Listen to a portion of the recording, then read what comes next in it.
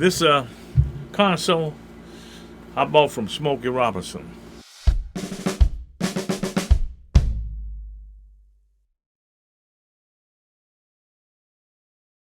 You came here in 1966, is that right? Right. Uh-huh. Why did you come here? What made Well, you some move friends here? of mine from Kansas City, I saw them on the Dean Martin show. Uh-huh. Dean Martin was a very famous entertainer at that time, had a TV show. But when I got out here, I couldn't play their music because I was a straight ahead. I played straight ahead jazz. I was playing jazz. Yeah. I hadn't gotten out of R&B, rock and roll at that time, as they called it, because from the late 50s to the 60s, it changed courses. It got much more sophisticated. Yeah. And was it hard for you to, especially if you It came was very out of hard. like the jazz scene, you know? It was and very then- hard. It was very difficult Yeah. because I would go to, I didn't have a car. Kind of- I walked 75 blocks sometimes to sit in at the jazz clubs, and the guy said, "Hey man, we don't know you. You can't sit in. We don't know you." I had been out here previously with the organ trio a couple of times, Okay. and I met a gentleman by the name of John Boudreaux, who was a famous drummer from New I Orleans. played with Alan Toussaint and Dr. John. Yeah, Yeah. played with a lot of people. Hmm. Good friend of mine. And he said, "Man, I'll get you a gig." So he got me a gig with Charles Wright, Yeah. a left-handed guitar player who was a session player at the time, but it later became Charles Wright and the Watts 103rd Street Rhythm Band. It was the Watts 103rd Street Rhythm Band at first till he put his name on it. Yeah. But anyway, he got me a gig. I think he paid $12 a night. It was on a Thursday, the strip club, and the strippers were off. I was traveling by bus. I had to put all my drums on the bus and get. Okay. And I got fired about 5 times. Or he didn't use me because I couldn't play that stuff. And so I guess he couldn't get nobody else. So he said, "Man, you want the gig? Just play fours. Don't play no fields." And then I was very jazz influenced. And so Yeah. Yeah. I played fours for about 8 months, no field. And it started coming to me, what to do, Yeah. because I had gotten so much into jazz that I couldn't even hear boom, boom, boom, boom, boom.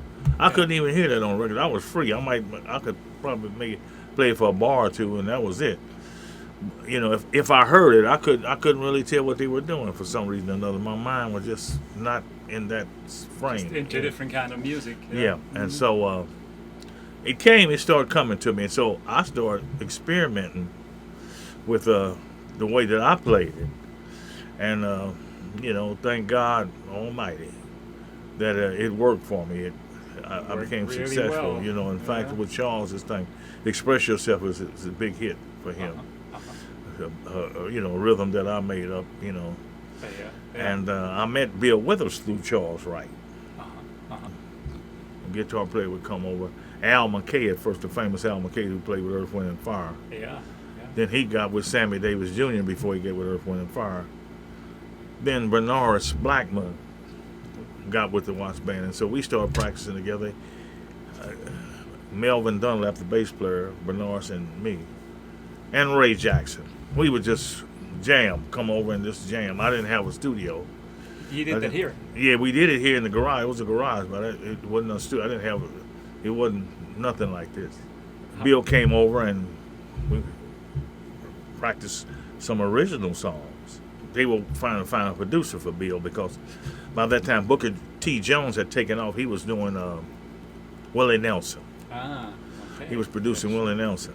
Wow. Yeah. And so they gave Bill 3 hours of studio time from what I heard.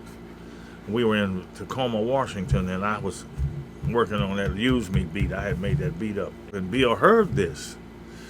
Boom, we back to the studio. He came and picked me up. The battery was down. Came pick me up. We did 100 miles an hour to the record plant. At that time, the famous record plant was on 3rd Street right off of La Cienega. Yeah, okay. You probably heard stories about that. And so we cut the song. It was no words to it. We cut the track. And the next thing I know, there he had put some lyrics to it, and Yeah, the major hit. that was history. You know, he was, and we did an album. We did a couple albums that did very well. Mm-hmm. You know.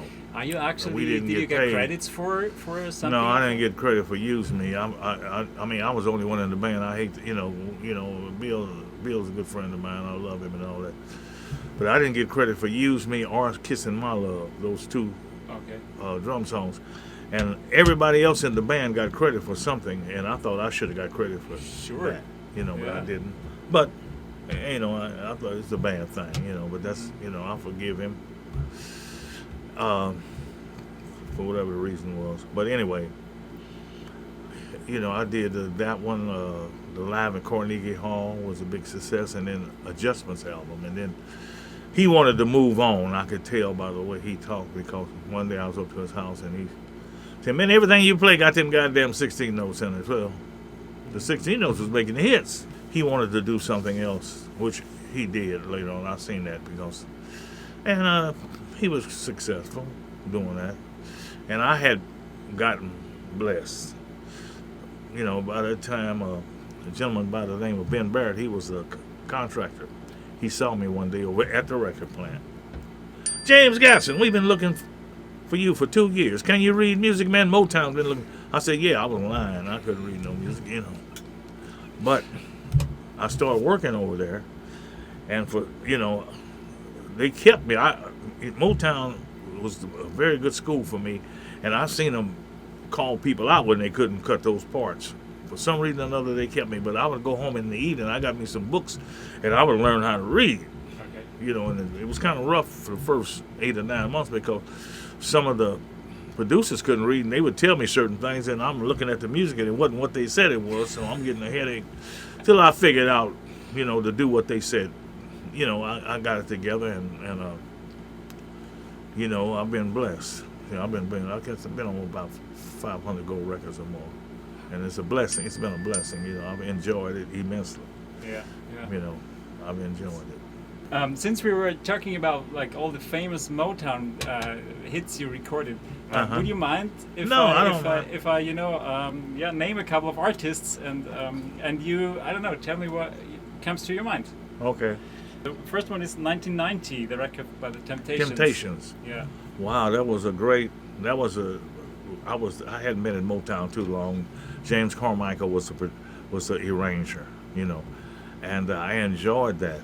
That was one of the first times I had got to play with the Temps. We knew each other because we opened up for them with the Watts Band at one time on the road. So I knew Dennis Edwards, you know, and so it was great, man. Firefly was on there. That was beautiful. Yeah. A lot of things were on there. Was beautiful songs, you know. Yeah, it's an amazing album. Yes, it is. I enjoyed it. You know, Wow, it was beautiful. The next song would be Dancing Machine. Jackson Dancing 5. Machine. Now that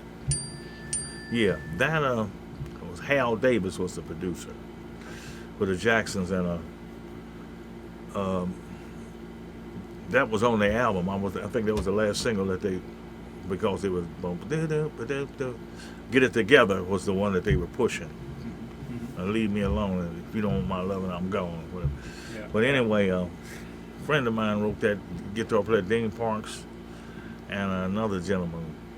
But that is a story about that. I hadn't got my reading all the way together at that time. So, arranger, Arthur, was counting it off. 1, 2, 3, 4. I said, dun, dun. I said, do. Everything stopped. I said, I know I'm gone now because they finally got me, you know. They stopped for about 5 minutes. Hey, can you do that again? That was nice. We like that. Can you do that again? I said, yeah, I'll try it.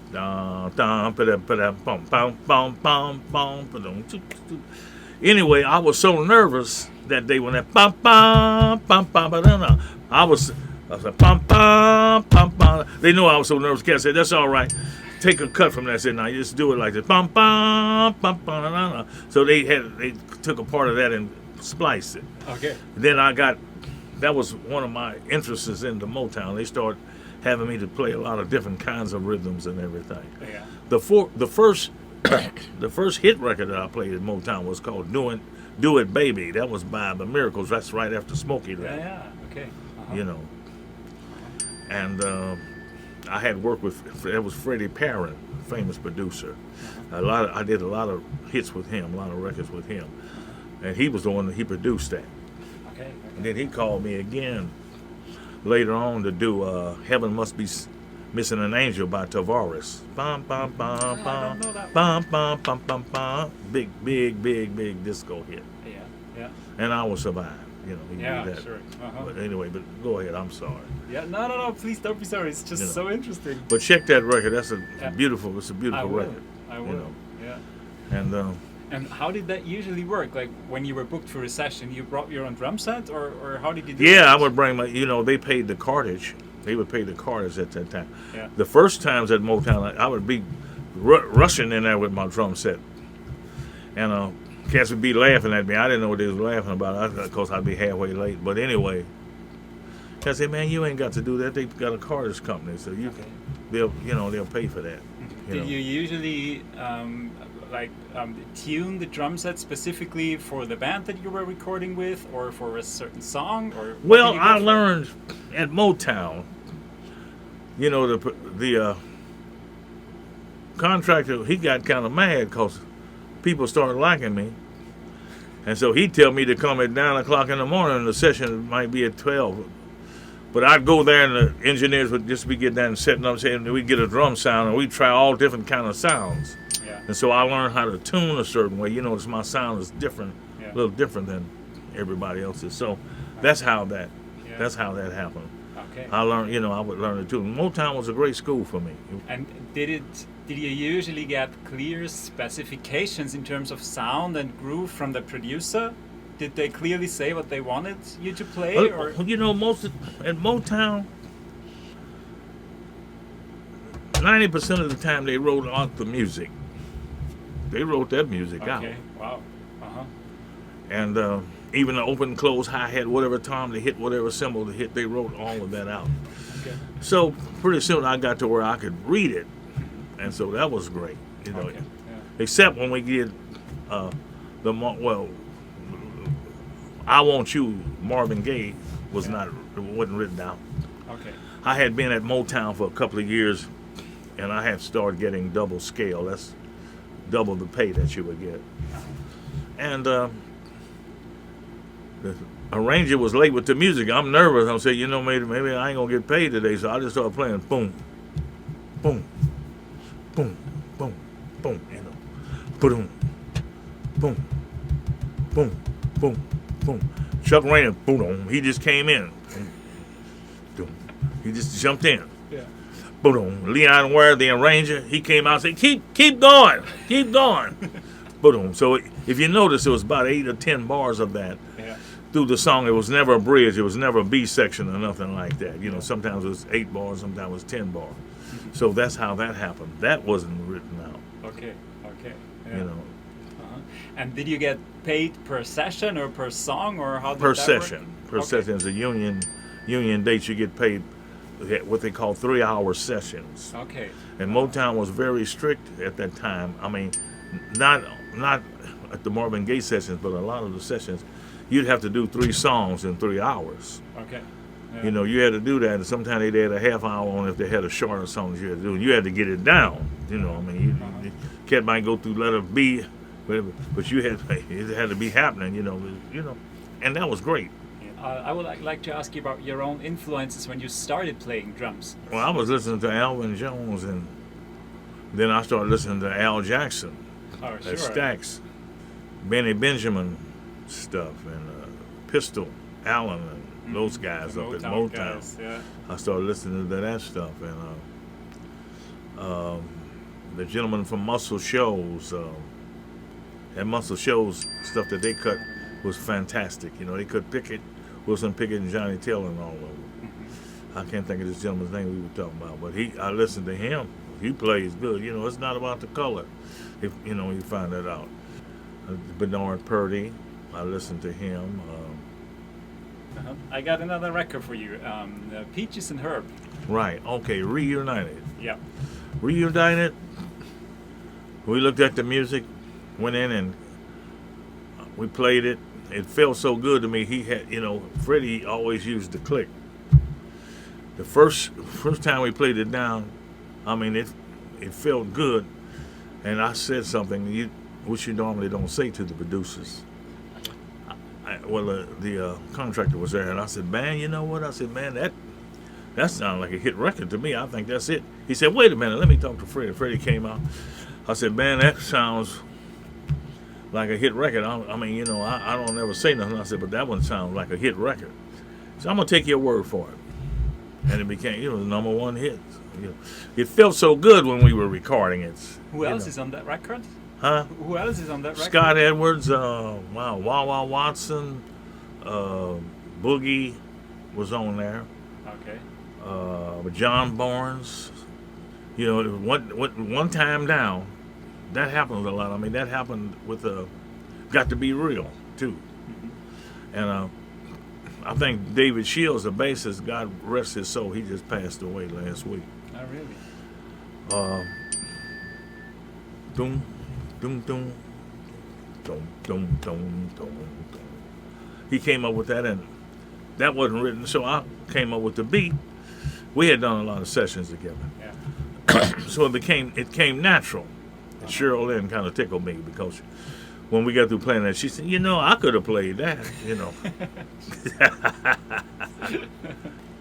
You also did a lot of recordings that I really like recently. For example, you did a recording with Thomas Dybdahl.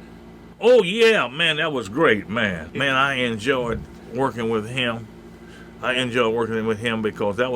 Because a lot of times we don't get to play live now. They just bring me in to play. Yeah. Man, he was in there singing.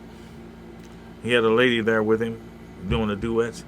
So it was a great, and they did the videos. Yeah. They shot all this at the same time.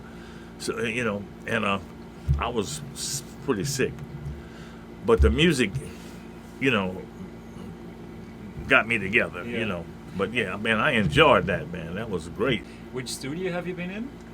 That was at the Village. Okay. The Village Studios. Uh-huh. I remember that. Yeah. Los Angeles is a city where these studios actually still exist. Because some still exist, but still so many people, producers, have studios now. Yeah. And so a lot of times I'll go to their house. Uh-huh. It's always great to go to the studio though and play with some people. Because a lot of technology has gotten so that they'll call me in to do something. Yeah. Just you put on your part. Yeah. Or sometimes they'll send me something and I'll do it here. Record it here. And it's great. But I enjoy playing with people because something happens. And something that could happen that wouldn't normally happen when you're playing by yourself, How do you write your own music? Where do you start from? You start with the music or the lyrics? Differently. Sometimes it'll come with the lyric. Sometimes I'll hear a bass line in my mind. Yeah.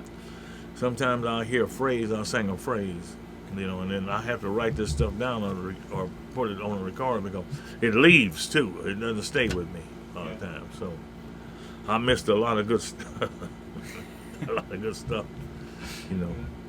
I have a weird question for you. It's probably a weird one. Why are you creative? What motivates you to create something?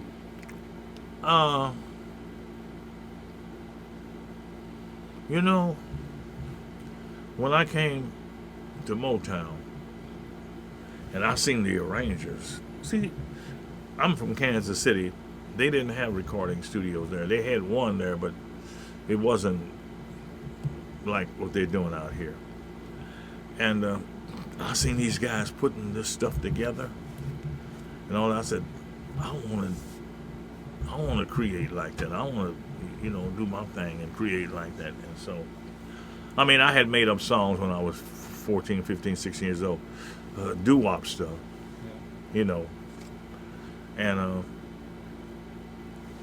when I saw that, the different people, writers, Motown had the writers and the arrangers. that really inspired me more. Your father was also a drummer, wasn't he? Yeah, he was a drummer and a singer. Yeah. He played with some famous people. J. Mac Shan, who was a famous blues jazz pianist. Okay, I don't know. Yeah. You can look him up. I will. And Julia Lee, who was a famous singer. Kansas City things, you know. But he didn't want me to be in the music business. Why? He had a hard time. I mean, he didn't read music. He didn't drive. He was alcoholic, unfortunately. Yeah. And I actually didn't start really playing drums like that until I was in the Air Force and I got out. Okay. I was 21. I got out. My brother had a working band, unbeknownst to me, you know, because we were in the doo-wop groups together. Yeah. And so he let, come on in the band, and I could play a little piano, 3 or 4 chords at that time for that kind of music. And I was the front man, so I would dance and sing. And so the bass player left. The drummer could play bass. He really, and that's what he wanted to do. So that left me with the drums. During the time, it was segregated sports situations in my hometown. They had the Negro baseball leagues, as they call them. And so I was in a drum and bugle corps for the American Legion, and we would play for the opening day. And so we would practice, and I could play a snare drum, as they call them. They had snare drums and tenor drums. They played with the mallets and the big bass drum. And so I could play that, but I couldn't sit down and play a set of drums. Yeah. You know. Yeah, one of the first bands you played in that were kind of successful was what was his name? I think Hank. Hank Ballard of the Midnighters. Yeah, exactly. Hank Ballard was very nice to me. He would let me open the show singing. Oh, really? Yeah, he would let me sing, you know, when I joined him. The road was so hard at that time. I mean, it had been 15 years or more since they had a hit. Yeah. And so it was what they called a starvation. You're out there on the chitlin circuit, as they call it. Okay. And like we'd be here in Los Angeles today, and we had to be in Little Rock, Arkansas tomorrow night. And so I'm young, and the guys would be doing 120 miles an hour and smoking weed. I was just freaked out. I couldn't go to sleep. They called me the Cobra because I'd be, everywhere they turn, I'm moving just like they was moving. You know, Yeah. So, but he was very nice to me. You know, and that was a learning experience on the road with him because at that time Coltrane had gotten big. So we would practice train stuff, you know, and they would let us open up like that. Okay. For a minute, then they stopped doing that. They said, no, y'all can't play. You know, we had to play some T-Bone Walker stuff, Yeah. which is cool, you know. So that was a great experience, too, you know. If you were to teach a student, what would be really important for you to pass on to him? Timing. How would you teach that? How would you try to improve your time or improve somebody else's timing if it's not good? Well, I would count and have them to play something. You know, how does this feel to you? Are you relaxed when you're playing this? I've seen guys that could play all the technique in the world, but they couldn't play no time. They couldn't play a pocket.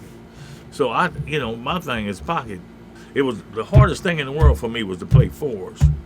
Man, that was killed me. I couldn't do it. It was just hard. Yeah. And then I started 16. Don't play the 16 notes. You know, Charles said, man, just play the fours. And that's what Motown was doing a lot of time. Did you also get the chance to play with James Jamerson? I did. Yeah. I did get a play. Man, that was so great because he was an idol of mine. Jamerson had a photographic memory. Okay. A lot of people didn't know that, and I didn't know it either. And we got to watch him, and he looked at the music and laughed and turned it over and played everything that was on the paper. Wow. You know, and I got to do a couple of sessions with him playing it. It felt so magical to me because I had listened to him, and it was so nice. I used to talk to him sometimes. You know, I asked Jamerson, you know. One day, I asked him, I said, man, that song Bernadette that they did about the Four Tops. Boom, dum, dum, dum, dum, dum, dum, dum. I said, man, what made you think about playing that? He said, man, I was thinking about the Sahara, the desert, and, you know, different things. So the imagination of musicians, that's a great thing. You know, he told me about that. I just heard the song on the radio. Yeah. Yeah, when Oh, I came man. here on Soul Town, they played Right. exactly this song. He said, "Man, I was thinking about the Sahara, the dancing girls, and you know." Yeah. So he was great, man. He was great. I got to do 2 or 3 sessions with him. Okay. You know. I didn't know that. And Great. I was so nervous that I played different because the way he played, then I played. I mean, they probably want me to play straight, but I played some other kind of stuff, you know, because he felt so good, and I mean, you know what he was doing. Cool. You know, Yeah. I was so into him. Yeah. You know. Thank you so much for taking the time. It's been a Okay. pleasure talking to you. My pleasure. Thank you.